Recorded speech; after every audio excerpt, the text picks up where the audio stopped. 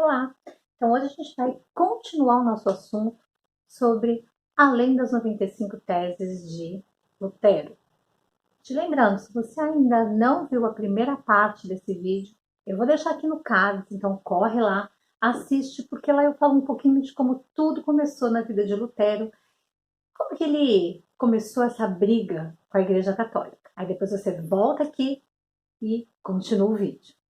Hoje nós vamos falar sobre as indulgências, que foi, na verdade, digamos, o principal assunto que levou Lutero a escrever as 95 teses. A gente tem que ver que as indulgências, elas serviram, antes de entrar diretamente no assunto, elas serviram para que a igreja conseguisse um dinheiro para a construção da Basílica de São Pedro em Roma. Uhum. E para a gente entender realmente as indulgências, a gente precisa conhecer como que era esse sistema, o sistema das penitências, que envolvia 4 partes ali. Então, 4 passos que você tinha que fazer. O sistema de penitência era, primeiro, contrição, segundo, confissão, terceiro, satisfação, e o 4º passo, a absolvição. As indulgências de Textel.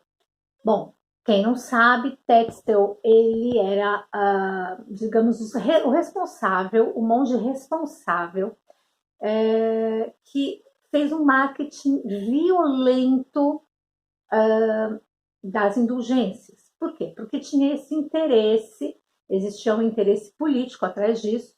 Na verdade, político também, mas tinha todo esse sistema aí de político e da construção da basílica, enfim. E Tetzel, ele simplesmente levantou a bandeira das indulgências e lutou a cada momento por ela. Então, as indulgências vinham ali como selo de aprovação de Leão X, né, do Papa, e reduzia, então, esses 3 passos das penitências, bastando simplesmente você comprar sua ficha de indulgência, ela te assegurava, a quem comprasse, a total absolvição dos pecados, né, o perdão dos pecados, na verdade.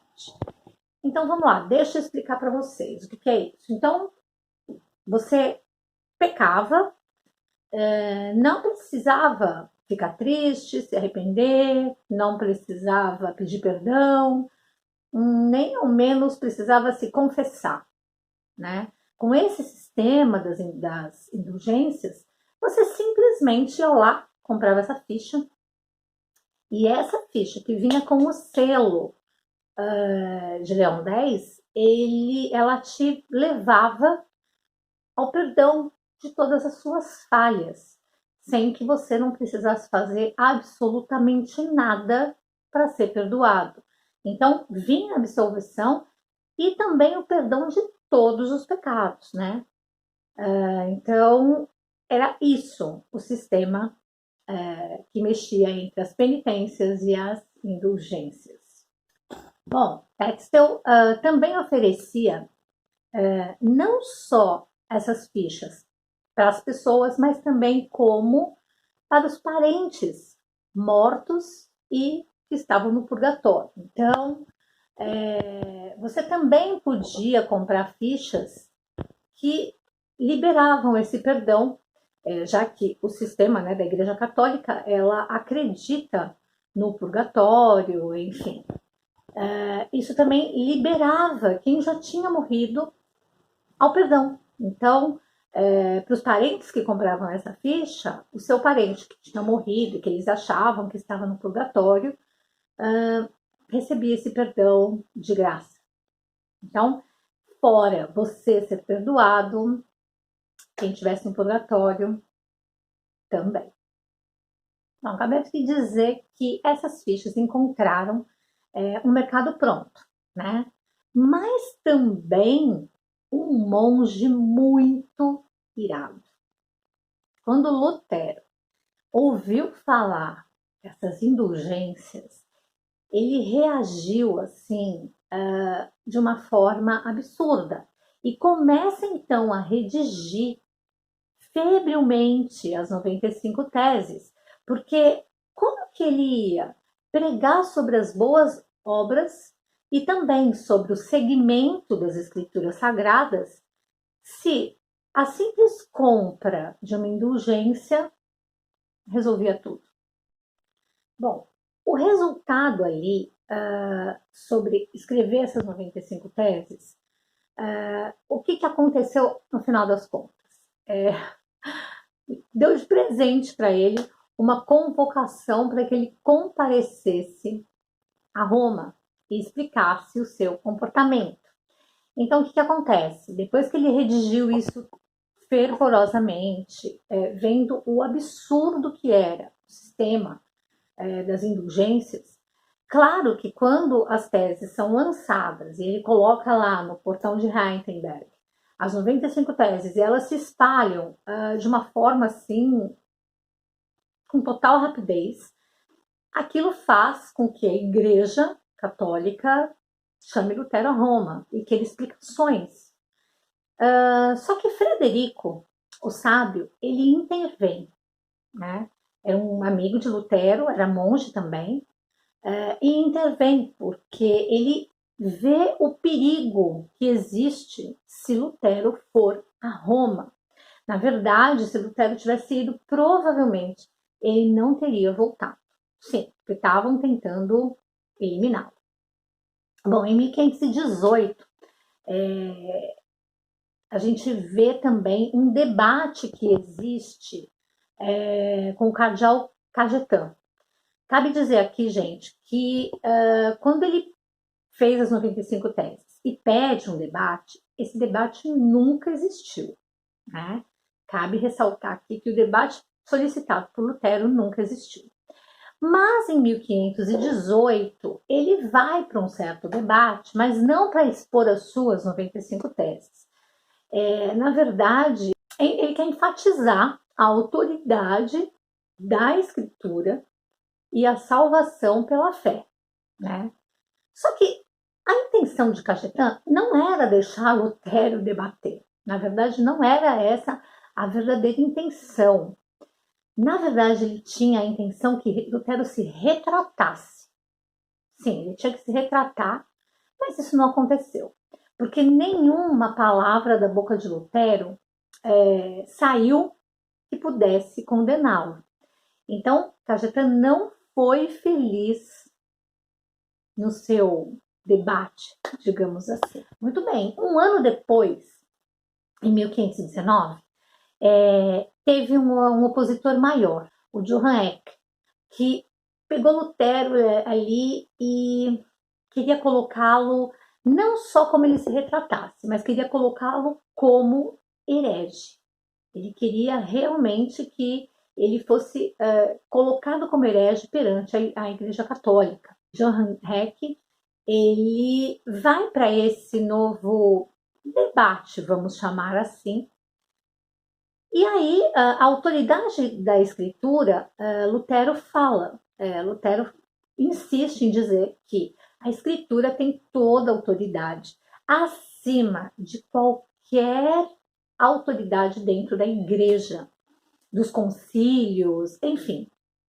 A certa altura ali, naquele debate, Lutero também fala sobre o seu compromisso com as Escrituras Sagradas. Que o seu compromisso com as Escrituras ia acima de qualquer autoridade. Fosse do país, dos pais, da igreja, dos concílios, a relação dele com a Escritura era muito além. E ele disse ainda que foi uma coisa que repercutiu no mundo inteiro, que um menino de 5 anos teria melhor preparação, seria bem melhor, bem mais preparado que o próprio Papa, porque ele não via no Papa um seguidor verdadeiro das Escrituras. Isso depois repercutiu no mundo inteiro e, claro, né, diferente do debate do Cajetan, isso não deixou dúvidas, né, sobre o posicionamento de Lutero perante a Igreja Católica e, com isso, claro, mostrou toda a falta de conformidade com a Igreja Católica. Em 1520, então, Lutero foi considerado inimigo da Igreja, dos apóstolos e também do próprio Cristo. Pois é, ele foi excomungado pelo Papa, que conclama a sua entrega a Roma. Então, além, claro, ele era um monge, além de ser excomungado, ele é entregue a Roma. Só que aí, mais uma vez, o Frederico Sábio, ele intervém, né? E faz lá uma misturinha ali, um coloio para que Lutero não vá a Roma. Ele consegue evitar pela segunda vez Lutero indo a Roma. Depois de um tempo, acontece a conhecida Dieta de Worms. Eu não vou me estender aqui, mas vocês podem pesquisar aí no Google o que foi essa Dieta de Worms. Muito bem, Carlos V estava em posição extremamente delicada nessa dieta, nesse debate, né? Vamos dizer assim. Por que ele estava numa posição delicada? Ele estava a favor de Roma contra Lutero. O que eu posso dizer nessa dieta de Worms, esperando um debate, novamente, Lutero se vê, na verdade, que ao invés disso, ele sofre ali uma inquisição. Com apenas 2 perguntas, a inquisição ali é feita. A primeira delas, gente, foi perguntado a ele: estes são os seus escritos? E ele fala: sim, estes são meus escritos. E a segunda é perguntado a ele se ele ia se retratar. Bom, ficou atônito, né? Como que ele ia se retratar? Os seus escritos continham ali a verdade das escrituras. Ele não podia simplesmente descartar tudo aquilo. Ele não podia ir de encontro com aquilo que ele cria. Então, Carlos V coloca sobre o banimento imperial. Ele poderia ser morto a qualquer momento e por qualquer pessoa. Fora, ele está contra ali a Igreja Católica e o Papa já está, enfim, já ter sido excomungado. Agora tem também essa piora, né? O banimento imperial acontece e qualquer pessoa podia matá-lo. Inclusive, quem o ajudasse também poderia ser morto, né? Sem maior problema. Então, Fred, o sábio, ele faz o quê? Ele planeja um sequestro ali de Lutero, levando Lutero ali para um dos seus castelos. Então, quando Lutero foi sequestrado, nem ele sabia para onde ia. Ele não sabia o que estava acontecendo. Na verdade, o que aconteceu foi que Frederico Sábio o sequestra, né? Enfim, monta todo um esquema para o seu sequestro, muda a identidade de Lutero. Se eu não me engano, o nome dele era Junker George, alguma coisa assim. E ele vai para o castelo de Wartburg. E ele continua ali depois, né, que ele percebe, da ajuda do amigo, ele continua trabalhando nos escritos fervorosamente. Ele teve lutas espirituais intensas ali. Sozinho, a igreja contra ele, tudo que ele representava, porque ele tinha uma história na Igreja Católica, né? Então, tudo aquilo o perturbava, mas ele nunca deixou de seus escritos de lado, as suas ideias e a sua fé.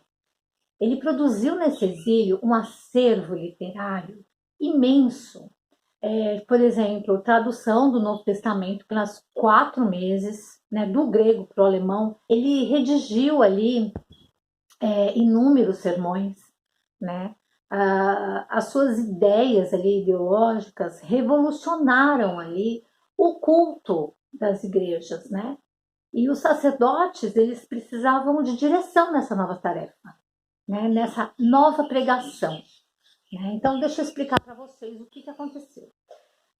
Houve a reforma, né? A reforma em 1517. A reforma não veio para dividir a igreja, mas sim para, digamos, arrumá-la, para que ela andasse realmente dentro das escrituras, já que Lutero e alguns, claro, e alguns que estavam com eles também, a gente pode falar em outros, eles percebiam como a Igreja Católica estava indo para um caminho totalmente errado, né? Eram as indulgências, eram o mercado dentro da igreja, era uma série de erros que estavam saindo totalmente, tinha uma discrepância enorme ali dos atos, das ações da Igreja Católica, das escrituras. Então, a reforma protestante, na verdade, ela não veio dividir a igreja, como a igreja pega para si, como se Lutero quisesse dividir a igreja, mas na verdade Lutero vinha querendo que houvesse essa reforma dentro da igreja e que as escrituras sagradas fossem autoridade ali e parasse com tudo aquilo, aquela política, enfim, aquelas coisas todas que não eram para acontecer. Então, eu só estou clareando aqui para vocês, porque a gente não vai entrar aqui, né, nos detalhes da reforma protestante. Mas, se você não sabe nada sobre a reforma protestante, é exatamente isso. A verdade, quem tomou essa diretriz junto com Lutero, Calvino foi um deles, por exemplo, eles queriam, na verdade, que a igreja se encaminhasse conforme as escrituras diziam, e não conforme o que o Papa queria. Porque, na verdade, quem dominava e quem mandava e desmandava, inclusive dizendo o que estava na Bíblia, era o Papa. Então, é só para vocês entenderem. Em 1521, ele vai para lá, fica no seu exílio, e não pode aparecer de forma alguma, porque é o que eu falei, a qualquer momento ele podia morrer. Então, nesse período do exílio, apesar de ter sido um período muito doído, né, muito triste, ele produziu muita coisa. Ele estudou muito, ele não parou só porque ele estava no exílio.